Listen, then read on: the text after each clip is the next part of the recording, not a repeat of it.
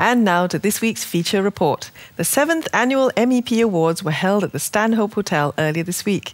There were 17 categories, including the Outstanding Achievement Award and this year's Special Forestry Award. We spoke to the organiser of the event, Brian Johnson, and some of the winners.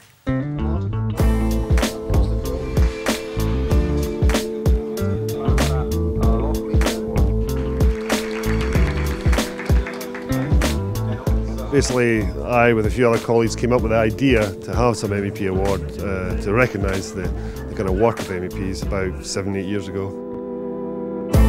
The nominations come from EU stakeholders, NGOs, associations. We then choose a short list of 3 MEPs for each category based on the nominations. The MEPs themselves vote, so nobody apart from the MEPs, so it's colleagues voting on colleagues. And what's interesting, as you can see here tonight, is it's not always along party lines. MEPs vote, I think, probably more now than ever, for who they believe is the right person to get the award and who's done some outstanding work.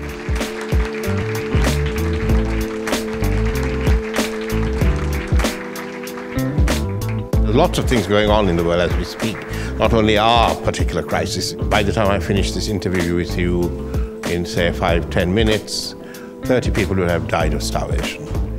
Now, if I had been speaking to you for an hour, 200 people would have died of starvation. That's the size of an aeroplane crashing. If an aeroplane crashed every hour, that would be international news. The fact that the same number of people are dying of starvation is not news. But we know about it and we do something about it. We all know people who are looking desperately for jobs and worried about the future, so this is a very, very big challenge. And there will be no discussion about employment, unfortunately, if we are not able to settle the situation regarding the euro. So this is really the primary task. But I also believe there will be no solution for the eurozone without any strategy for investment, with investment that would be job creating.